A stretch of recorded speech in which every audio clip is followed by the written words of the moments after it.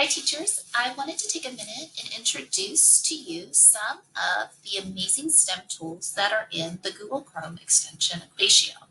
If you haven't already installed the Chrome extension EquatIO, all you need to do is navigate to the Chrome Web Store and search for EquatIO and then click the blue Add to Chrome button. Once you install the extension, you will have that extension available in your browser bar where your extensions are, and you'll simply click on the extension to enable it, which will allow the EquatIO toolbar to be added to the bottom of your Google Drive Docs file.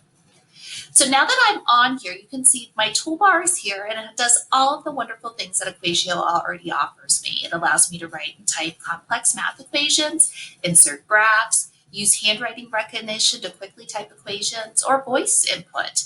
I also have the ability to use a mobile device to input equations into EquatIO. I can insert a math space in here, and I can read with my screenshot reader. But the newest tool that perhaps is often not noticed, especially for my science teachers, is the STEM tools here at the end. Watch what happens when I click on it. You'll see that it allows me to have 3 different options: a periodic table, a scientific calculator, and a molecular viewer. Let's check out this periodic table first.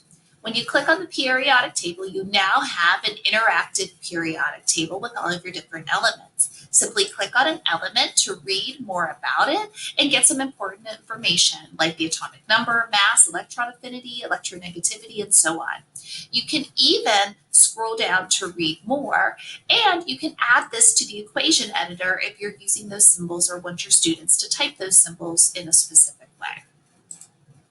All of that, again, is accessible by first clicking on the STEM tools and then the periodic table.